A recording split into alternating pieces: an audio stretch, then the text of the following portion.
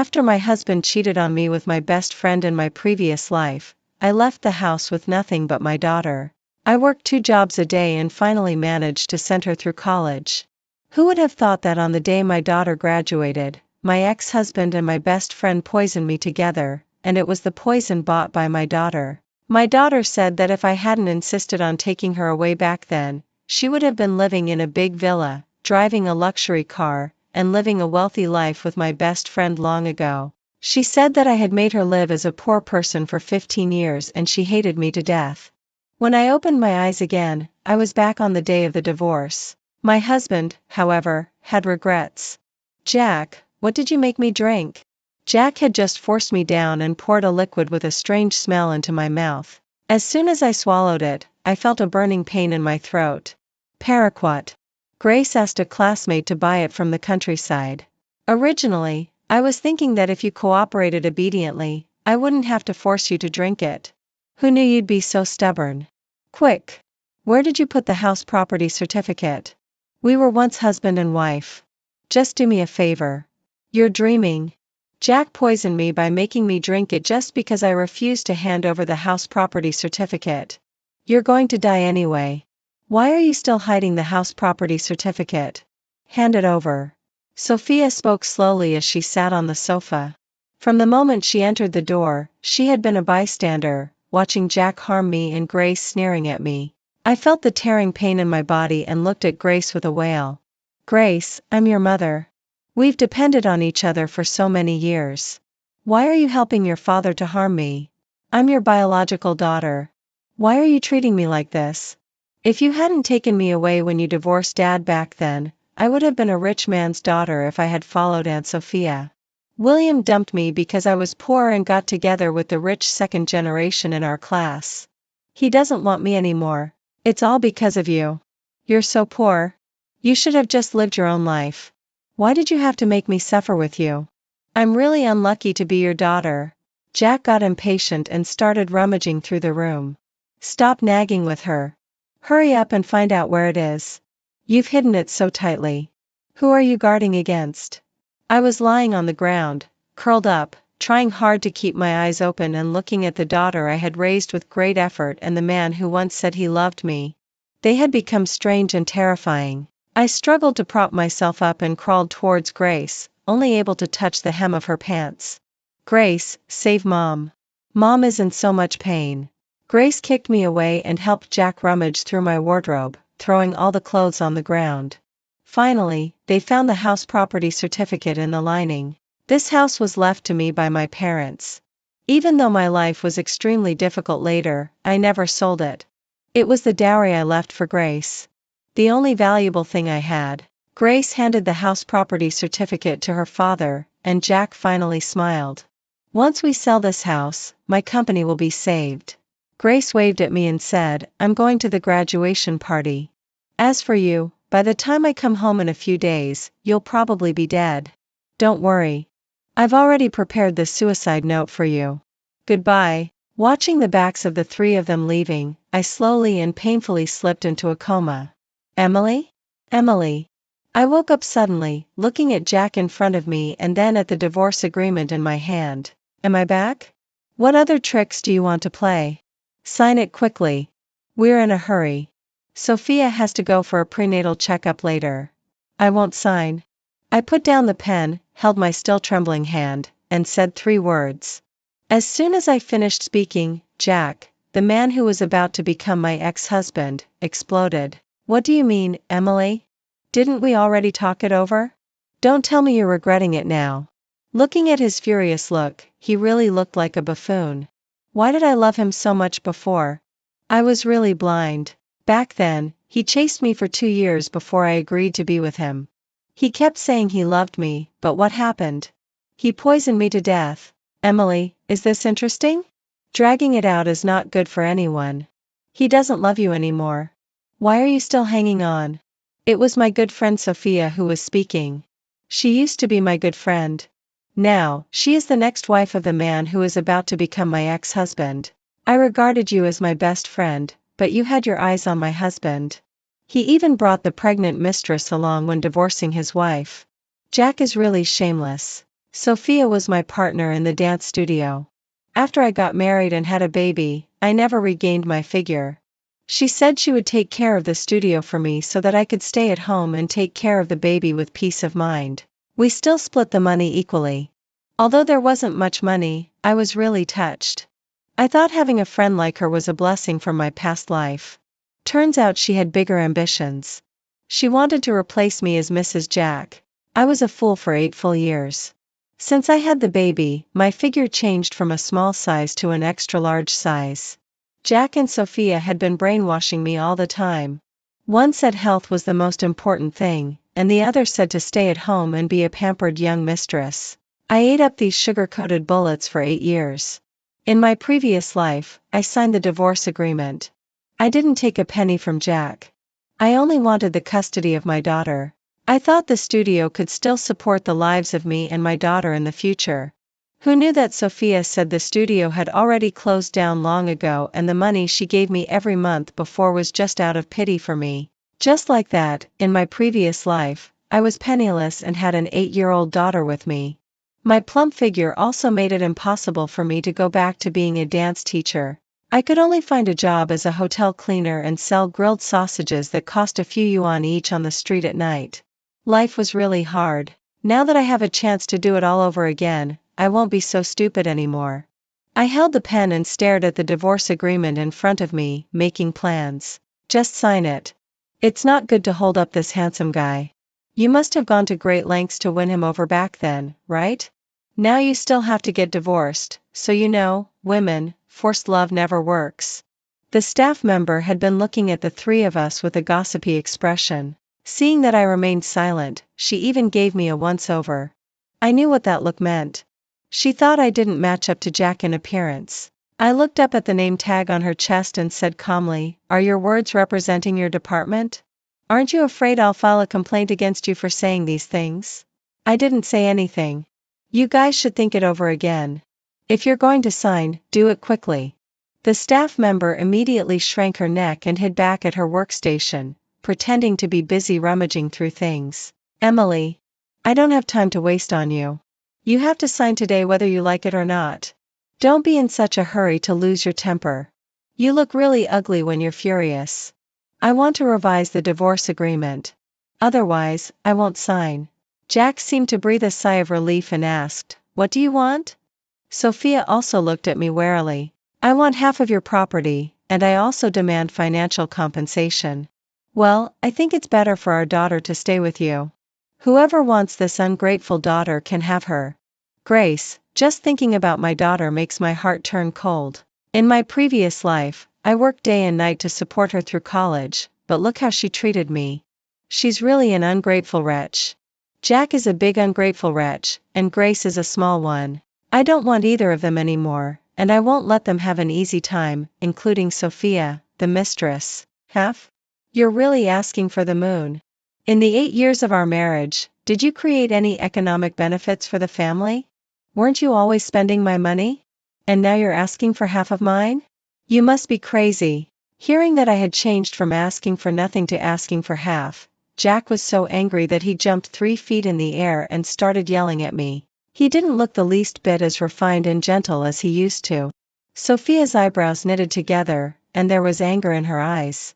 The staff member peeked over again to watch the drama. Ignoring the three of them, I reached up to touch my hair and said slowly, "If you don't agree, I won't sign. Don't blame me for reminding you that you had an affair during the marriage.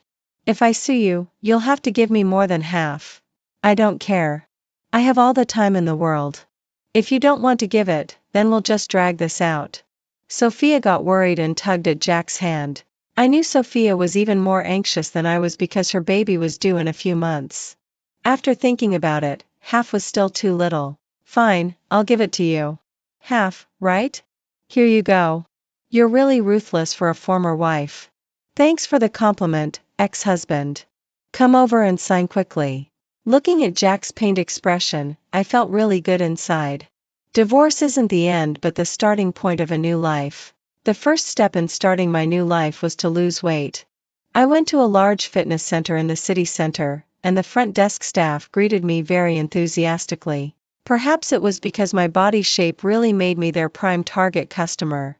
I planned to sign up for a personal training class so that the weight loss effect would be more significant. The young staff member took me on a tour, and I was quite satisfied with the place. The most important thing was that it was close to my new home. I could walk there, which was very convenient. With a body shape as fat as a pig like yours, which customer would want you to be their trainer? What confidence could you give them? Passing by a room, I heard a man shouting loudly inside. I stopped curiously and took a few more glances. A man who looked like a supervisor in a suit was pointing at a tall and chubby man and saying really mean things. I'll work hard. What's the use of working hard? Cows work hard too, but have you seen them get rich? I asked the young girl next to me who that was. She said he was their fitness trainer. I widened my eyes. His body shape really didn't look like that of a fitness trainer. No wonder the supervisor was scolding him. He wasn't like this before. He had a breakup, so he ate and drank too much and didn't take care of his body shape, and then he became like this. He hasn't had any customers signing up for his classes for several months. It's no wonder the company is going to fire him. People should have self-awareness and a sense of shame. You've just gotten fat, not stupid or an idiot. I've made it very clear. You don't need to come to work tomorrow. Looking at the man with his head bowed under the supervisor's scolding, I thought of my previous life. In my previous life, I was also overweight and received a lot of scorn. I didn't understand the world's aesthetic standard of valuing thinness. We were just a bit fatter. We hadn't done anything wrong. The day I caught Jack and Sophia together, I heard Sophia say with my own ears, "Your wife is so fat. How can you still eat with her? You must be really hungry." Being fat had even become the reason for my husband's affair. So what if we're fat? Have we committed murder, arson, or any other crimes? There's no crime in being fat. My sympathy got the better of me, and I rushed over and started scolding the supervisor. Who are you? Who asked you to meddle in other people's business? I'm just passing by. I can't stand you insulting people like this. The supervisor's face turned red, and he raised his hand, wanting to hit me. The chubby man pulled me and shielded me behind him. I smelled a faint scent of perfume on him. It was a fresh smell. Supervisor Shwe, this is our customer. She's here to sign up for a personal training class. The young girl quickly pulled the supervisor and shouted loudly. Her stance was as if she would shout, "Spare him," the next moment. Yes, I want to sign up for his class. As soon as I said that, everyone present was shocked, including myself. Actually, I just wanted to help someone like me, but since the words were already out, I could only bite the bullet. Now that he has a customer, you can't fire him anymore. Apart from delivery men and couriers who would come to ring the doorbell, no one else has ever visited me here. Today, however, I had unexpected guests. It was Jack and his daughter, the murderer and his accomplice. What do you want? I opened the door just a crack and stood in the doorway, clearly not wanting to let them in. I hadn't seen Grace for 2 months. In my previous life, I doted on her so much that I would save food for her even if I went hungry myself. But now, seeing her, I felt an inexplicable pain in my body, the kind of pain from the slow corrosion of my internal organs. She was no longer the beloved daughter for whom I would work hard to earn money to make her life better. Instead, she was an accomplice who could stand by and laugh while watching her father poison her mother. Evil knows no age. Today the big devil brought the little devil to my door. Revenge, are you going out? No, I'm going to the toilet. I replied curtly. He was asking the obvious. I was actually planning to go to the gym. I had booked a class with Lucas. Jack looked a bit embarrassed and gave a dry laugh. Grace, call Mom. Jack nudged his daughter, and Grace reluctantly called out Mom.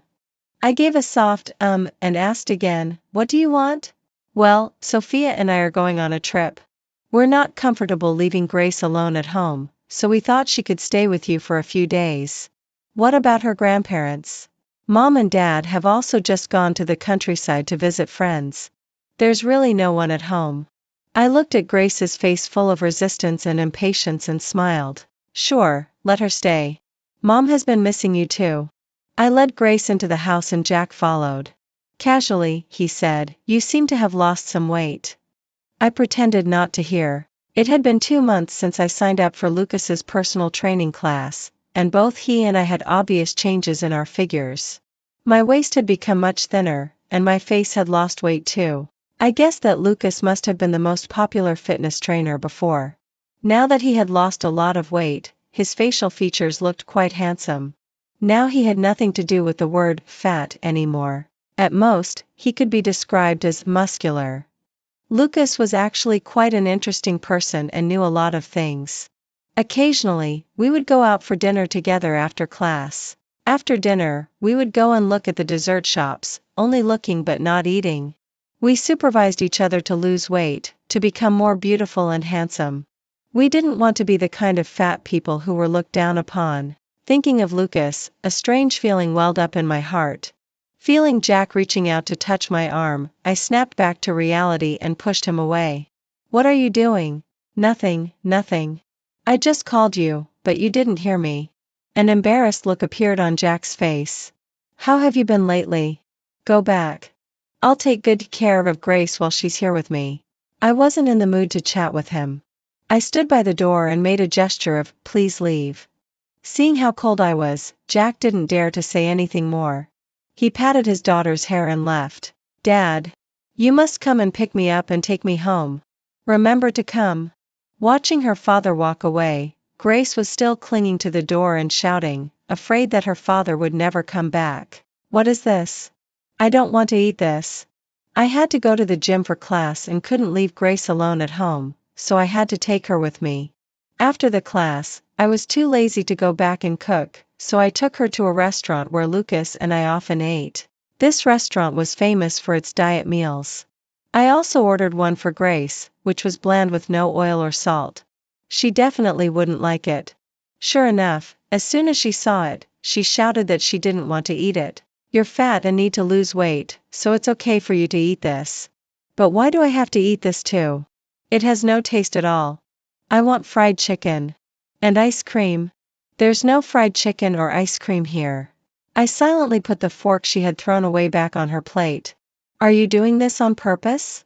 Aunt Sophia would never give me this kind of unnutritious stuff. It's so dry and tastes horrible. Even a dog wouldn't eat it." "Little girl, if you keep talking like that, the boss will come over and scold you." I looked at the boss, who was looking over here frequently, and smiled apologetically. "Is this how a mother should be? I want fried chicken and ice cream, but you won't let me have them. I'll tell Dad and Aunt Sophia that you're bullying me." Grace started crying and making a fuss. I took out a 100 yuan bill from my wallet and put it in front of her. "Why don't you go and buy it yourself? The fried chicken shop is just across the street." Grace took the money and skipped happily to the fried chicken shop. I watched her cheerful back and shook my head secretly. "Oh, child. In our previous life, our family was poor and you couldn't afford fried chicken, so you kept a good figure. Later, you studied dance. It was because you were so slim and fairy-like that you charmed William, the talented guy from the music department next door, completely. You say you love fried chicken and ice cream at such a young age. If you become a little chubby, do you think your idol William will still like you? Never mind. If the child loves it, let her eat her fill." Grace came back with a bucket of fried chicken. I asked her where the change was. Reluctantly, she took out a few banknotes from her pocket, threw them on the table, and said, "Who cares about this little money?" Looking at her disgusted face, she really did have a bit of Sophia's air about her. Grace had never been very close to me.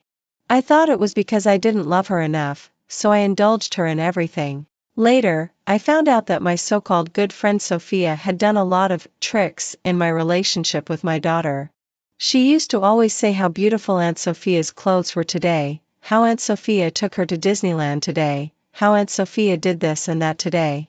I didn't even realize when it started that my daughter was closer to Sophia than to me.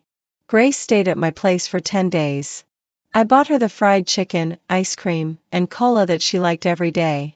After I repeatedly promised her that I would let her go back home when her father came back, her attitude towards me improved significantly and she became much more talkative. She told me that Jack and Sophia were on their second honeymoon. Going on a honeymoon with a pregnancy of several months, aren't they afraid of jolting the baby? I asked her, do you like Aunt Sophia? She said she did. I then asked her whether she liked Mom more or Aunt Sophia more. She hemmed and hawed without answering. I touched her face, which had obviously rounded up a lot in these few days, and curled the corners of my mouth. When Jack came to pick her up, she was still holding a bottle of cola and waved goodbye to me happily. Emily, thank you for taking care of Grace. I'll treat you to dinner some other day. I almost burst out laughing. Something must have happened to him during the trip with Sophia. Now his attitude of seeking reconciliation was quite obvious. No need. You'd better go back quickly. Your wife and kids are waiting for you at home. Jack touched his nose, looking a bit embarrassed. Emily, next month it's Grace's great-grandfather's 90th birthday. You should come too. We'll see. Jack's grandfather used to take good care of me. Unlike his grandson, that ungrateful wretch. Even if I don't go to the old man's birthday party, I'll still send a nice gift. After the two ungrateful wretches, big and small, left, I quickly tidied up the house. I threw the water glass, towel, and toothbrush that Grace had used into the trash can. As for the sofa she had sat on, I also removed the cushion and threw it away. I just couldn't get over it. A daughter who helped her father harm her own mother. Even though I had a second chance in this life, I still dreamed from time to time about the scene where Jack poisoned me and Grace was laughing beside him. Waking up from the dream, I looked at the ceiling. Tears streamed down from my eyes, slid to the corners of my mouth. They were salty and soon wet the pillow. Grace actually hated me so much that she cooperated with her father to harm me in this way. Jack, who tried to get my property and kill me. I won't let these two have an easy time. Looking at the grilled sausage stall across the street from the window, I thought of my previous life. I was selling grilled sausages that cost a few yuan each and had to keep an eye out for whether the urban management officers would come to drive me away. I set up a stall at the entrance of my daughter's school for a few days, thinking that she could come to see me when she got out of class. Who knew that she seemed to turn a blind eye to me? I called out Grace a few times and her classmates nudged her before she walked over reluctantly. Grace, do you want a grilled sausage? Here, share one with your classmate too. Who wants to eat this? It'll make you fat. Do you want me to be as fat as a pig like you? She pushed my hand away in disgust, almost knocking the grilled sausage to the ground. I carefully put it back on the rack. Nothing. Mom just wanted to come and see you. I'm fine. There's nothing to see. I'm leaving. By the way, don't set up a stall at the entrance of our school next time. I don't want my classmates to see you. It's embarrassing. I lowered my head and murmured in response. Send me another 500 yuan for living expenses. Grace lowered her voice and moved closer to me. I was stunned and felt a bit embarrassed. Didn't I just give you the living expenses not long ago? Why did you spend so much money this month? She said impatiently, just give it to me if you can. If not, forget it. I don't want it anymore. Without waiting for my response, she went back to her classmates. I heard her tell her classmates that I was the aunt next door. Her classmate asked, she looks a bit like you. I thought she was your mom. Grace said again, how could it be? Just a fat aunt. You should get your eyes checked if your eyesight is bad. I only remember that my heart was almost broken when I heard that. Jack brought Grace to stay at my place for a short while on various pretexts. Grace was getting fatter and fatter. In my previous life, she had been learning dance since she was young and was admitted to one of the top dance academies in the country. In this life, because she was too fat, the teacher of the training class advised her to quit. I heard that Grace was stupidly happy when she knew that she didn't have to practice hard every day. Grace said that Aunt Sophia didn't allow her to eat fried chicken, ice cream, or drink cola. She could only drink plain boiled water. She also said that Mom was better because Mom let her eat. I touched her head and, seeing that her mouth was greasy from eating, said, if you like it, Mom will buy it for you. Eat up. You'll have nothing to do with a slim figure in the future. You'll also have nothing to do with the dance major that you loved most in your previous life. And you won't meet your beloved William either. Jack said that Sophia was such a killjoy when she was pregnant. She threw up whatever she ate and it really affected his appetite. When he saw her throwing up, he felt like throwing up too. I pinched my thigh secretly to hold back from slapping him in the face. Jack didn't know that I was the same before. I was also a killjoy. When I was pregnant, his company was at a crucial stage of hard work. He often left early and came back late. Even when I wasn't feeling well, I didn't mention it to him. I even went to the prenatal checkups by myself. Jack also said that Sophia was such a pain in the ass. She had to eat hot and sour soup in the middle of the night. If he didn't go to buy it for her, she would cry and make a fuss. And she didn't even like sour food before. She just wanted to make him go out and buy it. I followed his words and said, "Pregnancy can change your taste. You should be more understanding towards her." Jack didn't know that I also suddenly wanted to eat something in the middle of the night back then. But seeing him sleeping soundly beside me, I held back from waking him up. Looking back now, all the forbearance in the past was just a joke. "Emily, I now realize how nice you are. We're divorced. Don't say such misleading words. It's not good for the kids to hear. If we hadn't divorced back then. There are all kinds of things in this world, but there is no if. Jack looked at Grace, who was eating fried chicken, opened his mouth, but finally didn't say anything more. I saw restraint in his eyes. He closed his eyes for a moment, and when he opened them again, his usual calmness had returned. "Are you coming to Grandpa's big birthday celebration? You don't need to bring a gift. Just showing up will be fine," I replied with a smile. "I'll come." Before Jack's father's big birthday celebration, I first got into trouble because of Grace. It was Grace's homeroom teacher who called me and asked me to go to the school.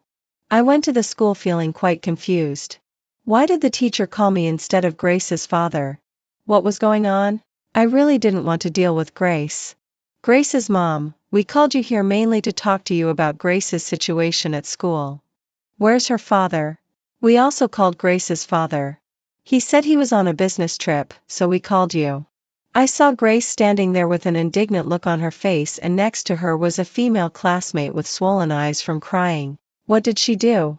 Looking at Grace's bleached yellow hair, when did she get her hair dyed? Grace, she stole. She stole money from her deskmate and even tried to steal my cell phone. I almost choked on my own saliva. My daughter was really something. She had learned to steal money at such a young age and even tried to steal from the teacher. "Teacher, please call the police." I held the teacher's hand and said sincerely. She was beyond redemption. She was completely bad. The worse she became, the happier I was. "That won't be necessary." "Really, Grace's mom, don't get angry first. We called you here to tell you that parents should usually give their children more care and communication.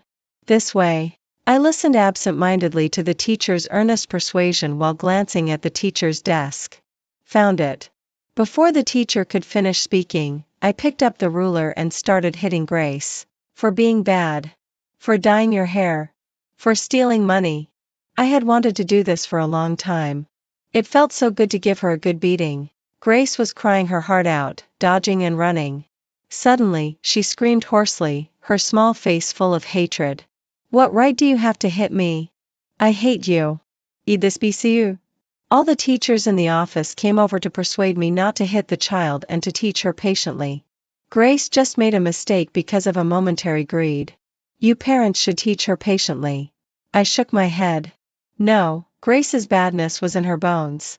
Teacher, if she should be punished, then punish her. If she should be expelled, then expel her. I can't handle her anymore. Later, Grace was given a major demerit by the school, and the punishment record was kept in her file. Later, I heard that it affected her chances of getting into a good school. Today was Jack's father's 90th birthday. I got up early in the morning to dress up. I deliberately wore a dress that could conceal my flaws and accentuate my strengths. Looking at myself with a curvy figure, I nodded with satisfaction. Although I had been losing weight in the past few months and had lost a lot already, I still hadn't regained the weight I had before giving birth. However, the slender look that women might pursue might not be very attractive to men. At least I knew that Jack liked a figure with a little bit of flesh. I carried the gift for Jack's father, took a taxi, and went to the Jack family's place. Since the old man had difficulty moving around, the banquet was held at home. Many relatives and friends were invited. The Jack family's villa couldn't accommodate all the banquet tables, so they were set up in the neighborhood in front of the house. There were a full 20 tables. I ignored the curious glances from the relatives and friends and went straight to the old man. Is my granddaughter-in-law here? Where have you been? Why haven't I seen you come to visit me for such a long time? The old man held my hand and kept asking me why I hadn't come to visit him for so long. I glanced at Jack. Why hadn't he told the old man that we had already divorced? Grandpa, this isn't your granddaughter-in-law. Your granddaughter-in-law is Sister Sophia. Jack's sister was watching from the side and interrupted. I curled the corners of my mouth slightly without refuting her words. This sister-in-law had never liked me before. Mia, you're being naughty again. Don't I know my own granddaughter-in-law? Grandpa, you're just being senile. My brother divorced her. Mia. Jack scolded in a low voice, afraid that she would say something inappropriate and upset the old man. The old man grabbed Jack's hand, his mouth trembling. I was afraid he would get too excited and faint. Jack quickly spoke to comfort him. It's not true. Don't listen to Mia's nonsense. Emily is your granddaughter-in-law. When Jack said this, Sophia happened to walk into the room and heard it too. A flash of anger passed through her eyes. The corners of my mouth slowly curled up into a smile. Watching her so angry that her shoulders were shaking, my smile couldn't help but widen a bit more. While playing with the child of a cousin, I got my blouse dirty. So I found an unoccupied guest room and went to the bathroom to clean it. Need any help? Jack's voice rang out. I quickly pulled my clothes together. What are you doing in here? Why are you covering up? It's not like I haven't seen it before. Jack muttered in a low voice. I rolled my eyes inwardly and, suppressing my disgust, asked again, what are you doing in here? He stared at the wet front of my blouse and swallowed hard. You won't be able to get this stain out. Change into this instead. Looking at the stain on the front of my blouse that was getting bigger no matter how much I washed it, I knew it really wouldn't come out. The banquet hadn't started yet, and it wouldn't be good to go to the meal looking like this. So I took the clothes he handed me. Are these Sophia's clothes? My old clothes were probably all thrown away long ago. Yes, but they're new. The tag is still on. Just make do with them for now. Looking at this new style of a certain brand in my hand, Jack really was willing to spend money on Sophia. Turn around. Hearing the rustling sound of me changing clothes, Jack couldn't hold back any longer and turned around, hugging me tightly. I pretended to push him away and said, no, your wife is still here. He buried his face in my neck and took a deep breath, saying in a grudging tone, you're doing this on purpose. Yes, I was doing it on purpose. Of course, he was also deliberately staying here and not leaving. Having been married to him for so many years, I knew exactly what kind of person he was. Now that Sophia was pregnant, he probably had been holding back for a long time. So what do you want? I deliberately lengthened my tone and asked him. Let's remarry. I'll talk to Sophia about it. Wait until you've sorted things out, and then we'll talk. Then wait for me. Jack kissed me again, and I pushed him away. Go out first. I'll come out later. After Jack left, I turned on the faucet, stared at myself in the mirror, and wiped my mouth vigorously with a few tissues. I casually threw the dirty clothes I had taken off into the trash can beside me. Dirty clothes should be thrown away and so should dirty men. After getting myself together, I opened the door and walked out just in time to meet Sophia, who was coming upstairs. She took one look at me, recognized the clothes I was wearing, and came over angrily. Why are you wearing my clothes? Were you just with Jack? What did you two do? What do you think? I asked her back, deliberately making her think that Jack and I had done something. Sophia went crazy and started pulling at me. Emily, you're shameless. Thanks for the compliment. When it comes to being shameless, I'm no match for you. Can I ask you for a few layers of your face? I think you have so many layers of skin. Emily. Jack didn't want you anymore in the first place. Why do you still have to show up in front of us? You say it's because your daughter misses her mom. I think it's you. You still want to be Mrs. Jack. Mrs. Jack? I don't care about that. If you have the ability, keep your husband in line. Don't let him come to me. Don't come groveling in front of me like a lapdog every day. I really don't need this husband who would kill for money. Despite being pregnant, Sophia reached out and grabbed at me. Looking at the stairs a few steps away, a bold idea popped into my head. I pretended to dodge her hand and took several steps back. You shameless woman, stealing someone else's husband. If you have the guts, don't run away. I'll take you to our relatives and friends to let them judge. Sophia kept advancing on me. I backed away again, and then my body fell backwards. Looking at her panicked expression, I put on a victorious smile. Bang! Bang! Bang! Sophia's screams were accompanied by the sound of something heavy hitting the ground. Although I had grabbed the handrail of the stairs, I still fell hard. It hurt so much. I lay motionless on the ground. Soon, the relatives of the Jack family gathered around. How could you be so vicious and push someone down the stairs? I didn't push her. It was she herself. Call an ambulance quickly. Emily, what's wrong? Jack's face was pale, and the panic in his eyes was hard to conceal. He wanted to pick me up but didn't dare to move me, afraid of making my injuries worse. I held his hand tightly because of the pain to distract myself a little. His hand actually started to tremble. Are you feeling sorry for your ex-wife now? So fake. I won't believe that a man who poisoned his wife to death for a house in his previous life could love this wife that much. I looked at Sophia on the stairs with a meaningful look and said, don't blame her. Successfully, I made everyone present even more convinced that it was Sophia who pushed me down the stairs. Jack, listen to me. It really wasn't me who pushed her down the stairs. She fell by herself. Stop talking. You can even tell such blatant lies just to absolve yourself of the crime. It really was her own doing. Who in their right mind would do something to harm themselves? Stop talking. I won't believe a single word you say. You believe her but not me? Jack, you heartless bastard. Say whatever you want. Don't come to the hospital anymore. She needs to rest quietly now. I'll stay here to take care of her. In fact, I had woken up a long time ago, listening to the increasingly loud argument between Sophia and Jack outside the ward. Listening to Sophia's hysteria and Jack saying he didn't believe her, I felt a sense of satisfaction in my heart. Even though I was in pain all over my body now, with multiple soft tissue contusions, a sprained ankle, and a concussion that required hospitalization for observation, I still thought it was worth it. Sophia was the root cause of all my tragedies in my previous life. If she hadn't had an affair with Jack, none of the subsequent events would have happened. Of Sophia, Jack, and Grace, Sophia was the one I hated the most. What do you mean? You're leaving your pregnant wife uncared for to take care of your ex-wife? Jack, have you gone mad? Sophia's voice grew even louder, and I listened with great relish. I'm just helping you clean up the mess. Jack, think about the baby in my belly. Your daughter now has hyperinsulinemia. Don't you want a healthy child? Right, Jack had mentioned before that Grace was diagnosed with hyperinsulinemia during a health checkup, caused by obesity. Jack hesitated and remained silent for a long time. Sophia's voice of softening came, Jack, think about it. There's a good chance this baby in my belly is a son. Haven't you always wanted a son? You're not a doctor. What's the use of you staying here?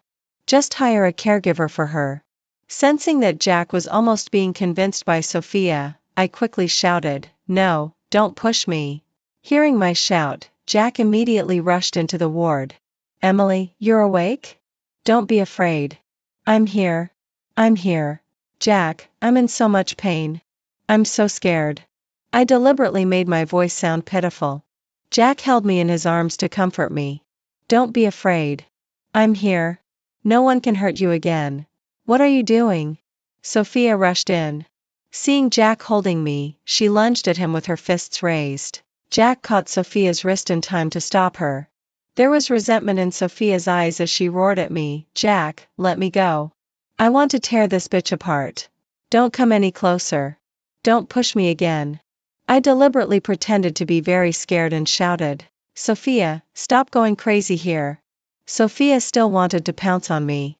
With a wave of his hand, Jack sent her crashing to the ground with a scream. She curled up on her side, looking at Jack in disbelief. You actually hit me? My belly, it hurt so much. I watched as blood flowed from between her legs, quickly staining her white dress red, and I smiled. I lay in the hospital for half a month. Jack and Sophia didn't come to bother me again. Because Sophia lost her baby. I heard that Sophia was recently in a divorce lawsuit with Jack, claiming that he had caused her to miscarry due to domestic violence and that she was going to sue him until he was left with nothing. I also heard that Jack had to sell his house and car to compensate Sophia. Later, I heard that he went bankrupt and could only earn a living by delivering food. It was a friend of his who told me this. I smiled and said it had nothing to do with me. Lucas often came to visit me while I was injured and hospitalized. I knew what was on his mind. I told him to give me some time to recover. He nodded. We will meet many people in our lives. Everyone who walks into our lives is an arrangement of fate. Let's take it slow. There will always be an encounter where we appreciate each other and grow together.